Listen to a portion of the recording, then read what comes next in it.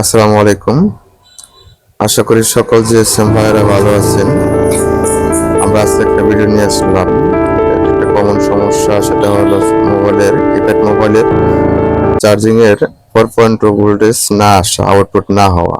আর এই ভিডিওটা বিগিনারদের জন্য না, নতুন টেকনিশিয়ান ভাইদের জন্য ভিডিওটা করা। ব্যাটারি এরর, ব্যাটারি কমপ্লিট, এই সকল সমস্যাগুলোর সমাধান করব। চলেন শুরু করি। প্রথমে আমরা ভিডিও ছোট করার স্বার্থে মোবাইলটা খুলে নিয়েছি। চার্জার পোর্টটা লাগিয়ে আমরা চেক করব প্রথমে কত ভোল্টেজ ইন হয় আর কত ভোল্টেজ আউটপুট হয়।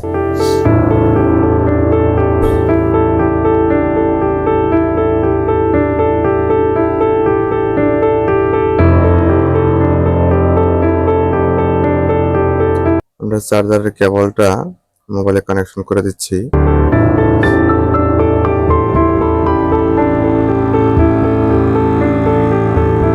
মাল্টিমিটারের অনেকটা আছে 10 ভোল্ট, আর ডিজিটাল মাল্টিমিটারে বেশিরভাগই 20 ভোল্ট থাকে সর্বনিম্ন।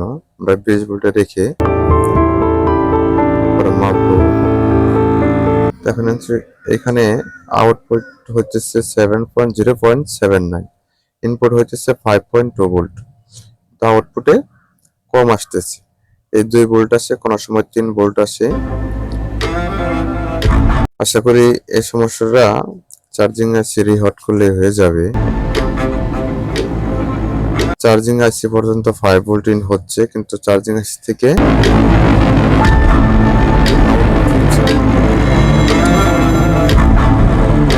চলুন আমরা রিহট করে দেখি, তারপরে দেখবো আউটপুট 4.2 ভোল্টেজ আসে কিনা। আমরা জানি একটা ফোন চার্জ হইতে মিনিমাম 4 ভোল্টের উপরে আসা দরকার, 4.2 ভোল্ট।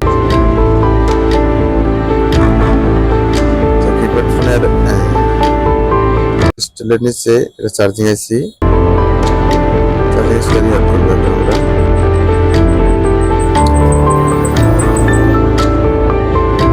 আমরা সকল কাজই আস্তে ধীরে করব, তাড়াহুড়া করব না। ভিডিওতে আসলে ভিডিওটা ফাস্ট করে দেওয়া হয়েছে, তাড়াহুড়া করে কোনো কাজ হবে না। রিহট করেছি আমরা। চলুন এবার ভোল্টটা মেপে দেখি আউটপুট 4.2 ভোল্ট আসে কিনা। চার্জারটা লাগিয়ে নিলাম।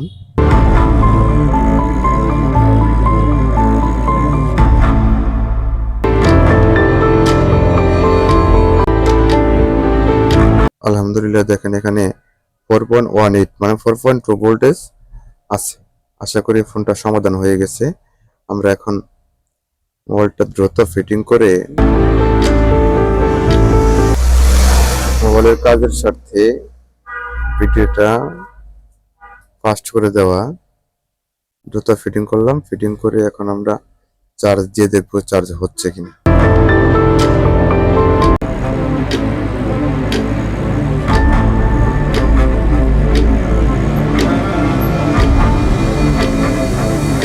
আলহামদুলিল্লাহ, ফোনটা চার্জ হচ্ছে। কাজটা দেখে কেউ উপকার হয়ে থাকলে চ্যানেলটা সাবস্ক্রাইব এবং বেল আইকন চাপ দিয়ে রাখবেন পরবর্তী ভিডিও দেখার জন্য। ধন্যবাদ। আসসালামু আলাইকুম।